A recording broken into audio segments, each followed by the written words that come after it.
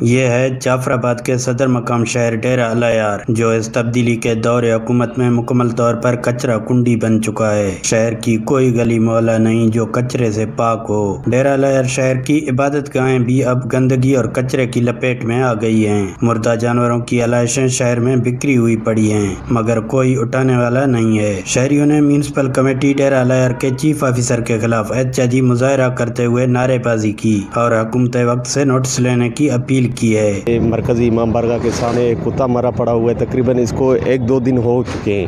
Municipal committee کے ادارے سے ابھی تک اسے کوئی اٹھانے والا نہیں ہے۔ یہاں پہ آج جمعے کی نماز بھی ہے، طالب بھی پڑھ رہے ہیں، قرآن مجید کی تلاوت بھی ہو رہی ہے، لیکن بدبو اتنی ہے حد سے زیادہ۔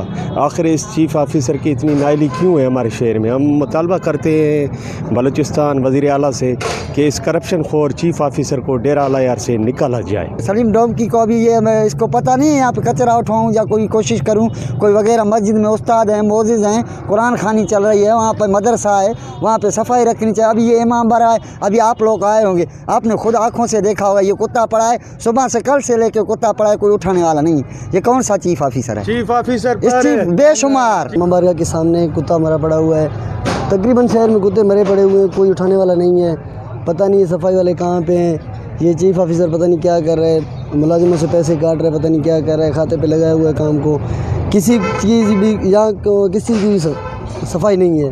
یہ ابلتے ہوئے گٹر، روڈ پر جمع سیوریج کے پانی نے شہریوں کی زندگی اجیرن بنا دی ہے۔ ضرورت اس امر کی ہے کہ وزیر اعلیٰ بلوچستان اور وزیر بلدیات نوٹس لے کر کام نہ کرنے والے آفیسران کے خلاف کارروائی کریں تاکہ شہریوں کو گندے ماحول سے نجات مل سکے۔ مصری بگٹی، وش نیوز، جعفر آباد۔